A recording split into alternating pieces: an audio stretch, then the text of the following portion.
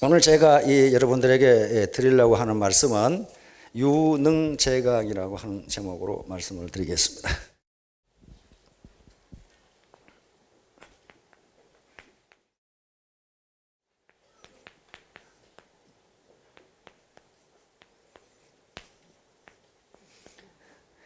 요게 틈이 가면 돈 번다는데 옳다 됐다, 이 시간에 돈을 버는 방법을 알아봐야 되겠다, 뭐 그러시는 분도 계시는데요. 제가 돈 버는 얘기 별 관계 없습니다.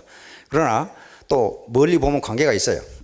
자, 그러면 우선 유능제각이라는 것을 설명하시기 전에 우리가 일반적으로 돈을 벌고 지금까지 살아가는데요, 소득을 획득하고 살아가는데요, 소득을 획득하는 방법은 크게 네 가지가 있습니다.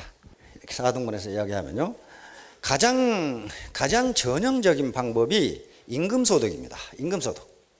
이쪽에 임금소득, 웨이지를 얻는 방법이에요. 웨이지, 임금소득이에요. 임금소득은요, 누군가가 나를 고용한 겁니다. 고용당한 거죠. 자기는 employee라고 하지. 자기는 고용당한 거란 말이에요. 그러니까 피고용인이 됩니다. 그런데 임금소득은요, 아무리 소득이 많더라도 이것은 시간과 돈을 교환하는 형태예요. 그래서 내 시간을 투입하지 않으면 들어오는 소득, 돈도 제로가 돼요. 자기가 아무리 거대한 또는 다국적 기업 또는 초일류 기업에서 근무하더라도 연봉이 1억이라도 아파서 못 나가면 봉급 못 받는다, 그런 말이에요. 자기 시간을 투입하지 않으면요, 거기서 인컴이 들어오지를 않아요. 그러니까 어떤 이유로 해서든지 일을 못하게 되면 거기서 소득이 끝나요. 그러므로 사람들은 어떻게 라이프타임 계획을 세우냐 하면은, 여기서 내가 일해서 소득을 올릴 수 있는 동안에 이쪽에다가 자본을 만들자 하는 거예요. 캐피탈. 자본을 만들자. 자본을 만들자. 즉 저축을 한다거나 연금을 붓는다거나 땅을 산다거나 빌딩을 산다거나, 안 그러면 저기서 내가 연구 개발을 하는 동안에 기가 막힌 연구 발명품을 만들어서 특허를 받는다거나, 그러면 그게 전부 다 자본이 되는 거예요. 자본이 되는 거예요. 이 자본은요, 이것은 시간과 돈을 교환하지만요, 자본은 그렇지 않습니다. 내가 일하지 않는다고 자본에서 소득이 나오지 않는 게 아니에요. 예를 들면 내가 은행에다가 100억을 예금해 놨다. 그놈은요, 밤낮이 없고 크리스마스도 없고 일요일도 없고 아무것도 없어요. 계속 이자가 나오게 돼 있어요. 누가 일합니까? 시스템이 일해줍니다. 은행 시스템, 시장 시스템이 그렇게 해줘요. 100억을 예금했다면 지금 4% 잡더라도 얼마입니까? 그게 4억이잖아요. 그렇죠? 4억이 나오는 거예요. 그 정도면 살 수 있잖아요.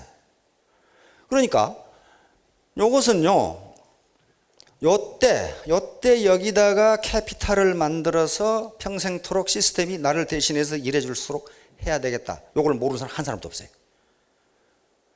그런데 저게 잘 안 된다, 그런 말이에요.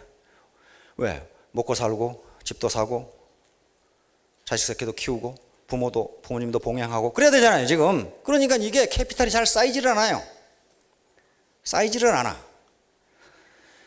그 다음에 이제 자유업이 있습니다.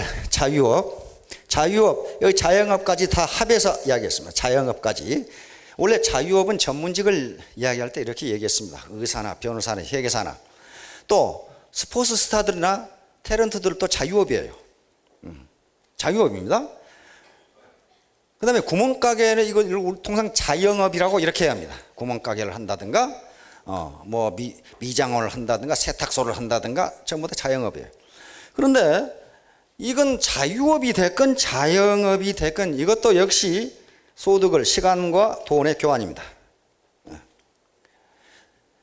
장동건이가 지금 돈을 많이 벌지만 아파가지고 못하면 돈 못 번다, 그런 말이에요, 지금.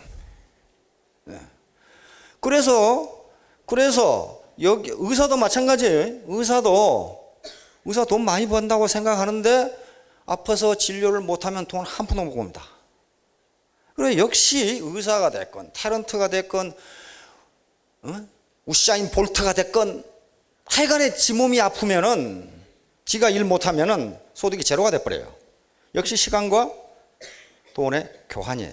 그러니까 여기에 일하는 사람들도 시스템이 자기를 위해서 돈을 벌어줄 수 있도록 여기다가 자기가 일할 수 있는 동안에 캐피탈을 마련하려고 합니다. 빌딩을 산다든가 뭐 땅을 산다든가 상가를 산다든가 그렇게 하죠. 그리고 무슨 뭐 주식에 투자한다든가 뭐 채권을 산다든가 그렇게 해서 캐피탈을 모읍니다. 그래서 그게 충분히 모아지면 어떻게 됩니까? 자기가 은퇴를 해도 거기서 소득, 그 시스템이 일을 해주니까 자기 소득이 계속 있어요. 뭐 걱정할 하나도 없어요. 이렇게 된단 말이에요. 그런데 여기에서 이 자유업을 해서 돈을 벌 수 있는 사람이 그렇게 많지가 않아요. 파레토 원칙이라는 걸 들어보셨죠?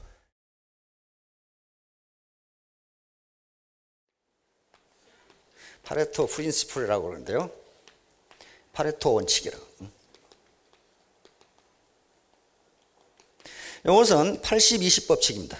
80-20 법칙. 파레토는 이태리 경제학자인데요. 이 양반이 19세기 사람인데 이태리의 토지를 누가 가지고 있는가, 땅 있죠. 땅을 누가 소유하고 있는가를 조사해 봤더니 20%의 국민이 80%의 땅을 가지고 있더라 그런 말이에요. 20%가 거의 대부분의 땅을 다 가지고 있더라. 그거 이상하다 해가지고 그 당시 유럽을 다 조사해 봤어요. 다 조사해 봤더니 거의 비슷해요. 20%의 사람들이 그 나라 재산의 80%를 가지고 있어요.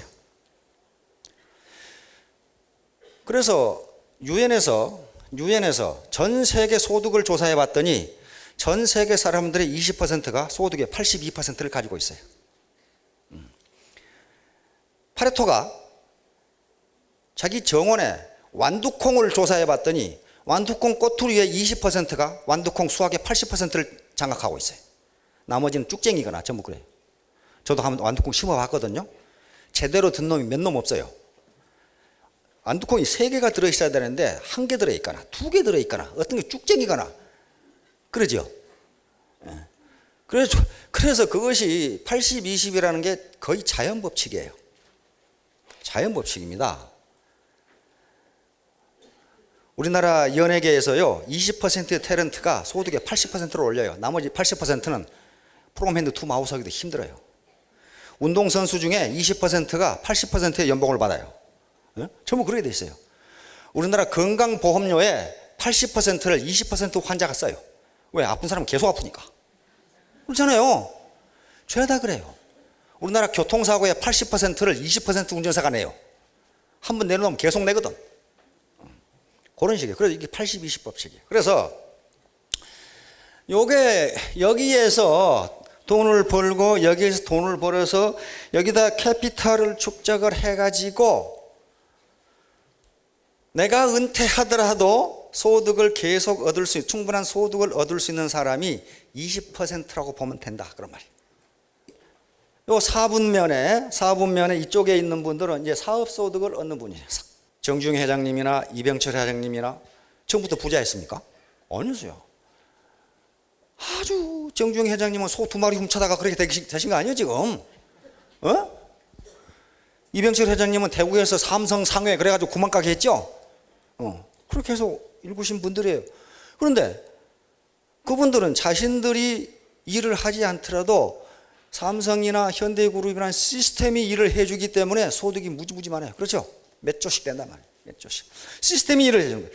그 삼성이나 현대에 들어가 있는 사람들은 자기 시스템 없습니다. 시스템의 한 부속이에요. 그러니까 그 사람들은 시간과 노력을, 돈을 교환하는 사람들 뿐이고 그 시스템을 소유한 사람만이 자기가 일을 안 해도 돈이 나와요. 돈이 나와요. 그런데 그때 이병철 회장님이나 정중 회장님이 이 시스템을 만드는 시기는 좀 호랑이 담배 먹던 시기이고 그때는 얼마든지 시스템을 만들 수가 있었어요. 왜냐하면 부지런하고 약간의 아이디어만 있어도 그렇게 되는 시기였어요. 저게 농경사회 시대란 말이에요. 농경사회. 그렇죠? 농경사회에서 그 다음에 우리가 경제개발 5개년 계획을 시작하면서 산업화가 시작되면서 어마어마하게 빠른 속도로 그냥 성장을 해버린 거예요. 그러나 지금은 저 시스템을 만드는 게 쉬운 일이 아니에요. 하다못해 프랜차이즈점 하나만 하더라도 10억 원이 있어야 된다고 그래. 물론 프랜차이즈 가입비는 얼마 안 돼요. 뭐 1억 5천, 2억 그 정도 된다고 합니다. 그런데 그것만 가지고 됩니까? 가게 얻어야 될 거 아니야, 가게. 그 다음에 인테리어 해야 될 거 아니야. 여러 가지 기기 사야 될 거 아니야. 그러면 10억 투자해가지고 프랜차이즈점 한다. 그 소득이 된다는 보장이 없어요. 지금 70%가 적자라고 합니다. 그러니까 지금은 이 시스템을 만들어서 자기가 돈을 벌겠다. 시스템을 만드는 방법은 세 가지가 있습니다. 하나는 아예 자기가 시스템을 만들어 버리는 거. 이게 창업입니다. 창업. 그리고 기왕에 만들어진 시스템을 사버리는 거. 이게 프랜차이즈죠. 프랜차이즈. 나머지 하나는 만들어진 시스템에 들어가서 자기 시스템을 만드는 거예요. 엔터링하는 거예요. 만들어진 시스템에 들어가서 자기 시스템을 만드는 건데 이것은 네트워크 마케팅밖에는 없어요. 현재로서는 그렇습니다. 다음에 또 어떤 시스템이 나올지는 모르겠어요. 그 중에서도 애텀이 하나밖에 없어요. 제가 보기에 지금까지. 와, 뭐 주계사니까 그러겠지. 그렇지 않아요. 조사해 보세요. 조사해 보세요. 애텀이 만 유일하게 지가 하고 싶으면 하고 말고 싶으면 말고 그렇게 돼 있어요. 그렇게 돼 있다고. 그래서 이제 아마 여기에 캐피탈이 자본이 요 캐피탈이라고 합니다. 요 캐피탈. 자본을 충분하게 가지고 계신 분은 여기서 자본 이득이란 걸 얻습니다. 캐피탈 게인이라고 합니다. 캐피탈 게인. 아니, 건물 가지고 있으면 임대로 받을 수 있어요. 캐피탈 게인이에요. 건물은 캐피탈이거든요. 자기가 베스트셀러가 되는 책을 써서 인세가 매월 나오면은 어떻게 됩니까? 캐피탈이에요. 자기가 일하는 거 아니에요. 자기가 여행을 가건 병원에 누워있건 골프를 치건 우리 시장 시스템, 서점 시스템이 자기에게 소득을 갖다 줘요. 그렇죠? 그래서 혹시 여기서 베스트셀러를 쓰실 분들은 쓰셔도 좋아요. 근데 그게 무지무지 어려워요. 무지무지 어려워. 그 다음에 기가 막힌 특허를 가지고 로얄티를 받을 수 있다. 이것도 캐피탈이거든요. 아이고, 내 지금부터 연구해가지고 기가 막힌 기술을 하나 개발해야 되겠다. 어려워요. 그렇게 하기가 쉽지가 않다고요, 지금. 문제는 쉽지가 않아요. 그래서 이 캐피탈로부터 일단 소득이 나오기 시작하면요, 이 사람은, 요 계층은요, 돈을 벌어요. 계속 쓰는 돈보다 벌리는 돈이 더 많아, 여기는.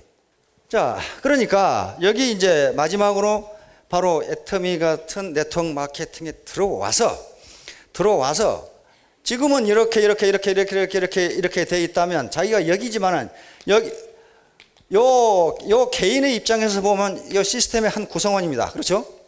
그러나 자기가 시스템을 만들어 갈 수가 있다는 거예요. 그러니까 요게 시스템의 구성원이면서 시스템의 소유자가 돼요. 아주 괴상망측한 시스템이에요, 이게. 여기 원래 이런 개념이 나온 건 하버드에서 나온 거거든요. 하버드 그 사람들은 먹고 할 일이 없으니까 별걸 다 생각해내거든. 이런 걸 생각해냈어요.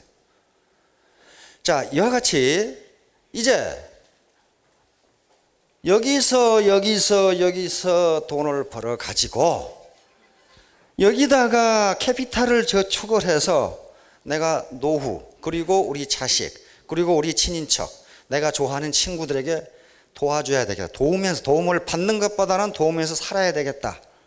이런 각오로 내가 네트워크를 해야 되겠다.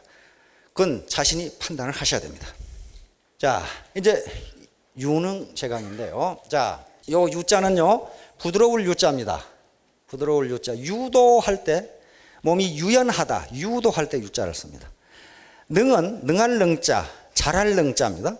재는 마를 재자, 누를 재. 마를 재. 여기 재단하고 할 때 이렇게 자르고 하고죠. 마르다고 그러죠. 마를 때 누를 재. 강은 굳셀 강자입니다. 약은 약할 약자. 자, 유능재강. 부드러운 것이 굳센 것을 이기고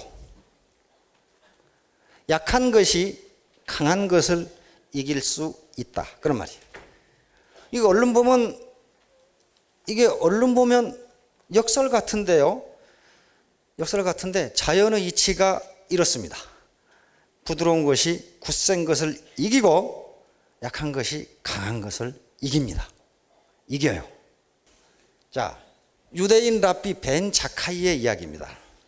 여러분들 2000년 전에 예수 그리스도 살아계실 때 예루살렘 성이 로마군에게 포위돼 함락됐다. 그런 거 다 아시죠? 역사적으로. 이때 완전 포위가 돼가지고 전멸할 위기에 처했을 때 랍비 벤 자카이란 랍비가 있었습니다. 유명한 랍비인데요. 랍비는 유대인의 선생들입니다. 선생들이에요. 선생이 자, 이제 지금 현재 상태에서 이스라엘이 로마군을 이길 재간이 없다. 재간이 없다. 그런데 우리는 로마군에게 무너지더라도 다시 일어나 최후의 승리를 하려면 저들보다 더 강한 무기를 가져야 된다. 그래야 되겠죠.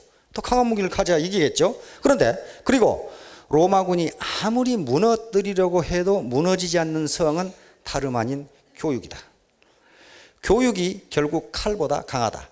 로마인들은 자식들에게 싸우는 무기, 즉 칼을 물려줄 것이다. 그렇다면 우리 유대인은 지식을 물려주면 언젠가는 이길 것이다. 예, 그렇게 됐습니다. 로마는 망하고 없어요. 그러나 유대인은 현재 세계 노벨상의 30%를 휩쓸고 있습니다. 노벨 경제학상 같은 건 거의 휩쓸고 있어요. 금융시장, 언론시장, 통신시장을 다 장악하고 있어요. 왜? 뭘 가지고 있으니까? 지식을 가지고 있으니까. 그리고 다이아몬드, 금 할 것 없이 전부 유대인들이 다 장악하고 있죠. 유대인 어머니가 아들에게 이런 얘기를 어머니들 교육을 한다고 합니다. 그럼 유대인들은 어떻게 했어요? 한 2000년간 계속 쫓겨다녔죠. 계속 집 짓고 밭 갈고 해서 일궈 놓으면 불질러버리고 다 뺏기고. 그래서 유대인 엄마가 자식에게 너는 우리 집이 불타고 너를 죽이려고 누군가가 쫓아오면 너는 뭘 가지고 도망가겠느냐? 뭘 가지고 도망가겠느냐? 그러면 얘들은 뭐라고 합니까? 다이아몬드, 금. 그런데 엄마는 그게 아니다. 그게 아니다. 그것도 곧 없어진다. 엄마가 하는 일은 지식을 가지고 도망가라. 지식을 가지고 도망가라. 그러면 세계 어디서 가든지 살 수 있다. 그거예요. 약한 것이, 부드러운 것이 강한 것을 이길 수가 있습니다. 다음. 결국 이 벤 자카이는 로마군 사령관을 만나가지고 협상을 합니다. 로마군은 한 도시를 점령하면요, 한 도시를 완전히 파괴해버리고 모든 걸 약탈하는 걸 전통으로 삼고 있어요. 예루살렘도 마찬가지로 예루살렘 솔로몬 성전도 다 파괴하고 다 가져가 버렸죠. 그것이 로마군의 전통입니다. 그런데 벤 자카이는 그 사령관 베스파시아누스는 나중에 황제가 되죠. 베스파시아누스라고 하는 사령관하고 협상을 해가지고 그걸 예루살렘을 파괴하지 말라고 그러면 말도 안 들어줄 거고, 그래서 한 가지 요청을 했어요. 저쪽 지중해 있는 시골 구석, 촌 구석은 파괴하지 말라고. 근데 베스파시아누스하고 로마군 장군들이 생각해 보니까 그까지 너무 촌 구석 파괴해봐야 나올 것도 없고, 그래서 그걸 파괴를 안 했어요. 거기가 뭐가 있었냐 하면은 유대인 토라 대학이 있었어요. 대학이 있어 거기에 유대인 지식인들이 시골에서 숨어 살고 있었습니다. 그게 그대로 남아서 오늘날 이스라엘을 건설한 거예요. 그러니까 돌멩이 무너지고 집 무너지고 하는 게 중요한 게 아니다 그 말이에요. 그 지식인들과 대학이 남아 있으면 유대인은 언젠간 이긴다, 그렇게 생각한 거예요. 자, 우리 혀와 몸을 생각해 봅시다. 이와 혀, 뭐가 강해요? 이빨이 강해요. 이빨이 강해요. 혀는 물렁물렁합니다. 그런데 두 개가 조화를 이루어야 음식도 씹고 말도 잘해요. 그런데요, 둘 중에 하나가 빨리 없어져요. 뭐가 없어집니까? 이가 없어져요. 강한 놈이 먼저 없어져요. 그런데 이는 없어도 밥 먹고 살 수 있어요. 말도 하고 살 수 있어요. 그러나 혀가 없으면 아무것도 못해요. 부드러운 것이 없으면요, 강한 것이 존재할 수가 없어요. 그리고 부드러운 것은 그 본체와 생명을 같이 해요. 강한 것은 금방 없어져요. 그러니까 이빨이 좀 아플라 그러잖아요. 그런데 운동선수의 부드러운 몸도 마찬가지입니다. 운동을 해보시면 알 거예요. 몸이 굳어 있으면 꼭 다쳐요. 그렇죠? 꼭 다쳐. 그래서 우리가 항상 준비 운동을 하죠. 축구도 해보면요, 내가 이번에 꼭 골을 내야지 하고 차버리면 어떻게 돼요? 공이 엉뚱한 데로 나가버려요. 무의식 중에 부드럽게 차야 제대로 나가요. 야구도 그래요. 야구도. 저도 야구를 좋아해서 몇 번 해봤거든요. 그런데 내가 이번에 홈런을 쳐야지. 홈런은 그냥 맞지도 않아요, 공이. 그런데 무의식 중에 몸이 부드럽게 돌아가면 세게 맞아요. 공이. 그런 식으로 부드러운 것이 강한 것을 이긴다.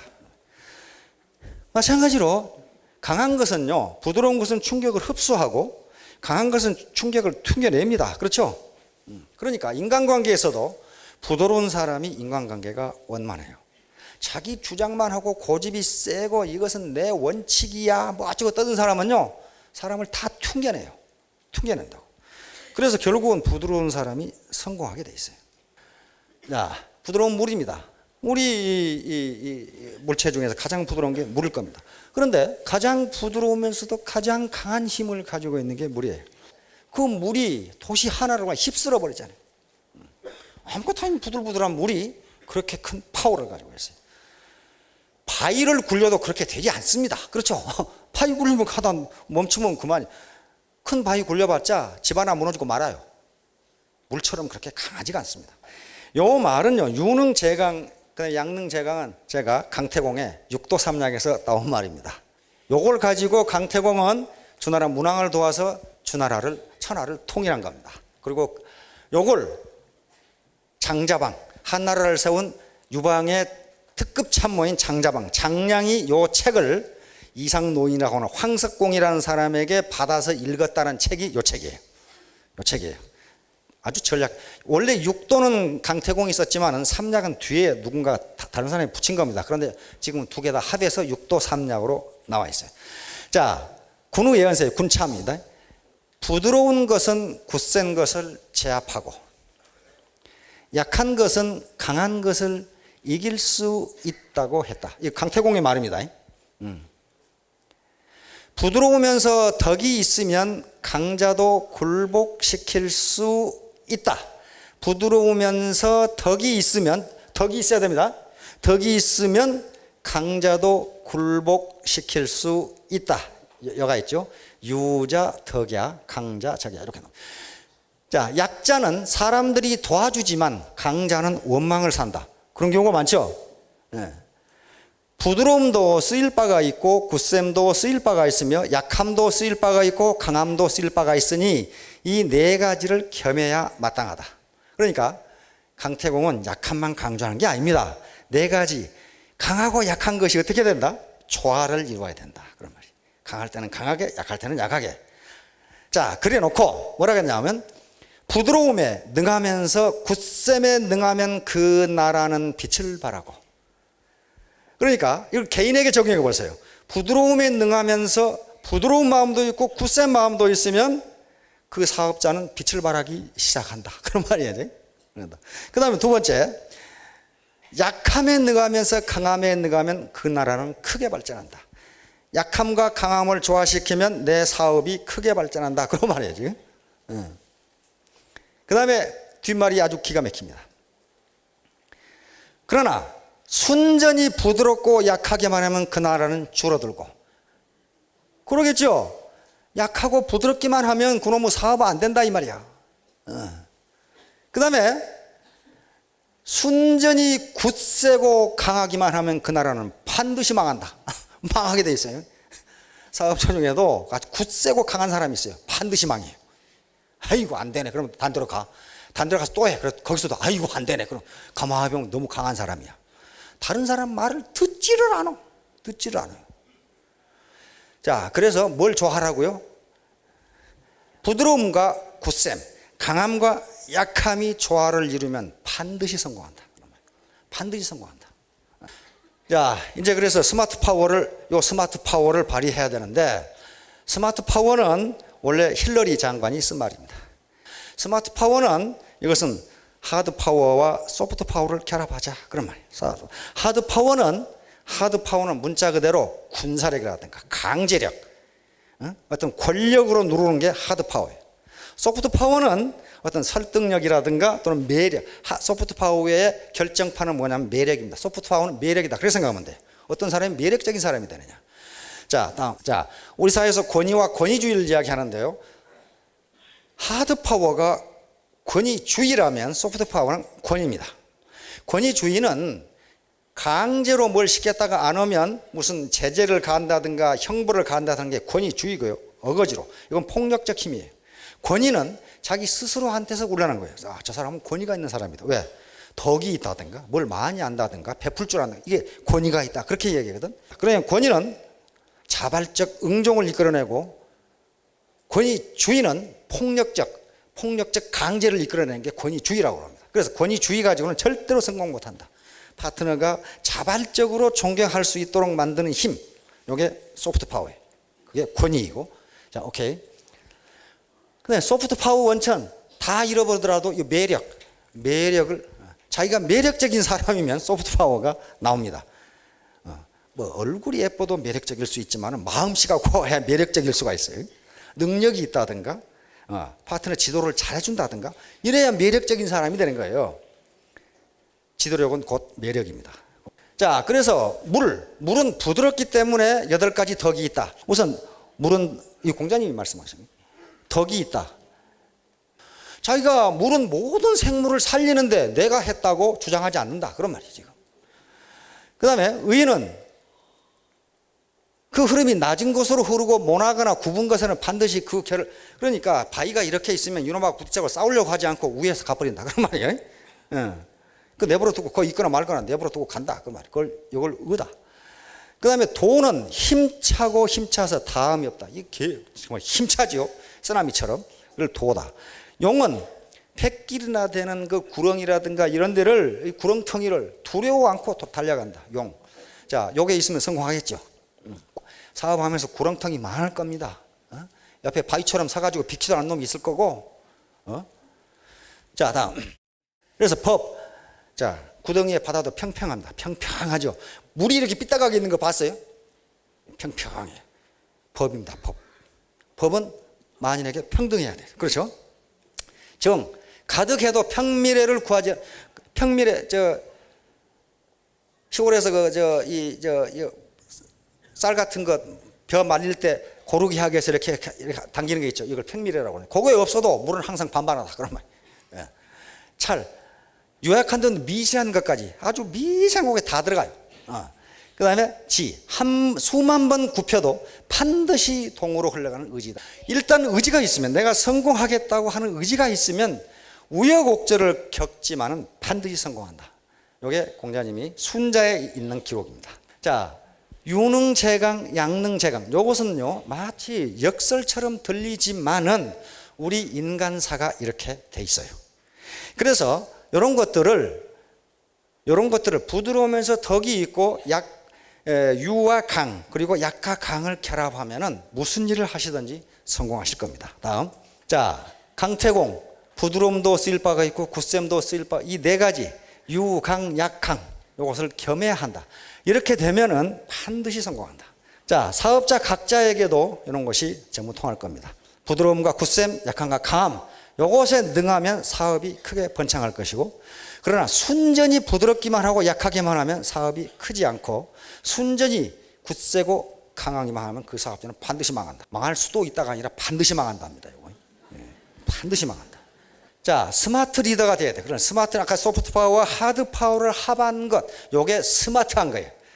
스마트한 건데, 스마트한 리더가 되면 나도 성공하고 내 파트너도 성공할 수 있다.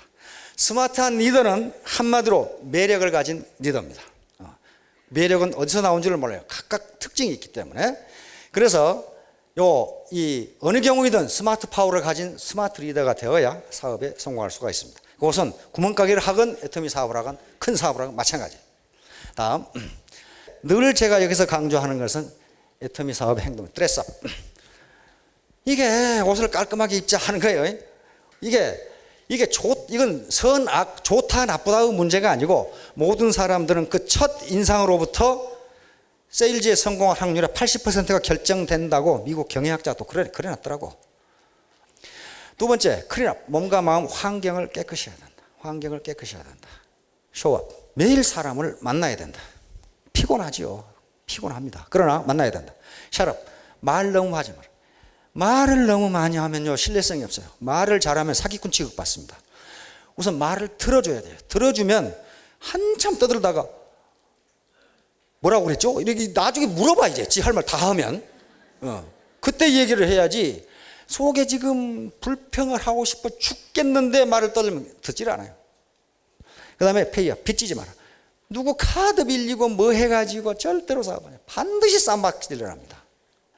그 다음에 치여, 기운과 용기를 내고 다른 거 다 버리고 세 가지 조건만, 사업 성공에 세 가지 조건만 대략한다면 가장 근본적인 게 도덕성입니다. 그리고 열정과 용기 세 가지예요. 도덕성, 이건 바탕으로 돼 있고 열정과 용기만 있으면요 다른 건 다 될 수 있어요. 열정과 용기만 있으면 다른 건 배워가면 되는 거예요. 그게 없으니까 안 되는 거죠. 마지막으로 중요한 것은 never give up입니다. 절대로 포기하지 마. 우여곡절을 겪는 건 틀림없고 어렵다. 이게 쉬운 게 아니에요. 사람을 만나서 설득하는 게 정말 되게 쪽팔리는 거예요, 이게. 의지만 있다면, 사람이 의지만 있다면 반드시 성공한다. 반드시 성공한다. 그래서 절대로 포기하지 마세요. 그냥 끈질기게 붙어 있으면 언젠가는 자기도 모르게 성공할 겁니다. 절대로 떨어지지 말고 끈질기게 붙어 있기 바랍니다. 감사합니다.